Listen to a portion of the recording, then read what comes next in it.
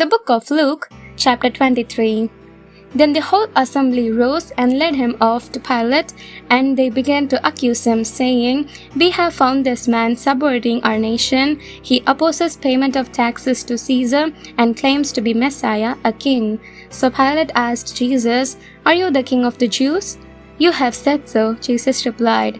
Then Pilate announced to the chief priest and the crowd, "I find no basis for a charge against this man." But they insisted, "He stirs up the people all over Judea by his teaching. He started in Galilee and has come all the way here." On hearing this, Pilate asked if the man was a Galilean. When he heard that Jesus was under Herod's jurisdiction, he sent him to Herod, who was also in Jerusalem at that time. When Herod saw Jesus, he was greatly pleased, because for a long time he had been wanting to see him. From what he had heard about him, he hoped to see him perform a sign of some sort. He plied him with many questions, but Jesus gave him no answer. The chief priest and the teachers of the law were standing there, vehemently accusing him. Then Herod and his soldiers ridiculed and mocked him. Dressing him in an elegant robe, they sent him back to Pilate. That day Herod and Pilate became friends. Before this, they had been enemies. Pilate called together the chief priests, the rulers, and the people, and said to them, "You brought me this man as one who was inciting the people to rebellion. I have examined him in your presence and have found no basis for your charges against him. Neither has Herod, for he sent him back to us. As you can see, he has done nothing to deserve death. Therefore, I will punish him and then release him." But the whole crowd shouted, "Away with this man! Release Barabbas to us!" Barabbas had been thrown into prison for an insurrection in the city and for murder. Wanting to release Jesus, Pilate appealed to them again, but they kept shouting, "Crucify him! Crucify him!" For the third time he spoke to them, "Why, what crime has this man committed? I have found in him no grounds for the death penalty. Therefore, I will have him punished and then release him." But with loud shouts, they insistently demanded that he must be crucified, and their shouts prevailed. So Pilate decided to grant their demand. He released the man who had been thrown into prison for insurrection and murder, the one they asked for, and surrendered Jesus to their will. The crucifixion of Jesus. As the soldiers led him away, they seized Simon from Cyrene, who was on his way in from the country, and put the cross on him and made him carry it behind Jesus. A large number of people followed him, including women who mourned and wailed for him. Jesus turned and said to them, "Daughters of Jerusalem, do not weep for me, weep for yourself and for your children.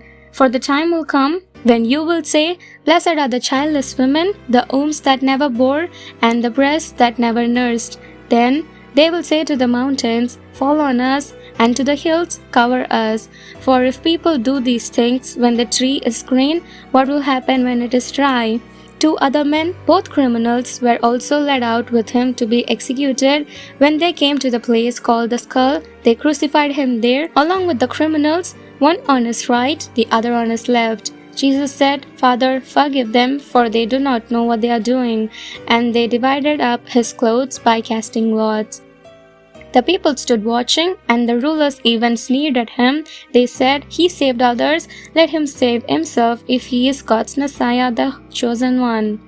The soldiers also came up and mocked him. They offered him wine vinegar and said, "If you are the king of the Jews, save yourself." There was a written notice above him which read, "This is the King of the Jews." One of the criminals who hung there hurled insults at him.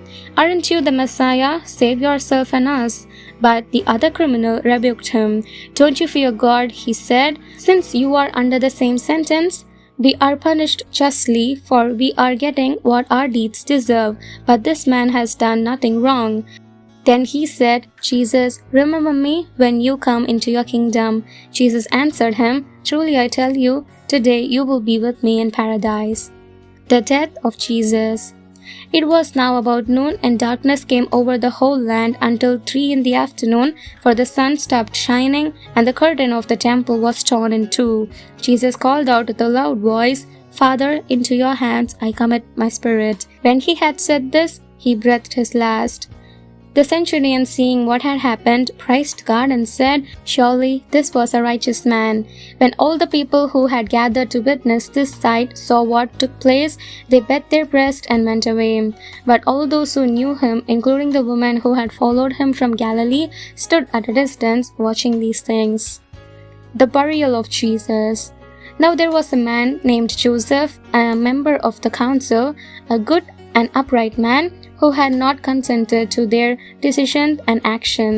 He came from the Judean town of Arimathea, and he himself was waiting for the kingdom of God. Going to Pilate, he asked for Jesus' body. Then he took it down, wrapped it in linen cloth, and placed it in a tomb cut in the rock, one in which no one had yet been laid.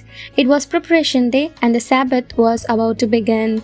The woman who had come with Jesus from Galilee followed Joseph and saw the tomb and how his body was laid in it. Then they went home and prepared spices and perfumes, but they rested on the Sabbath in obedience to the commandment. To be continued. Thank you.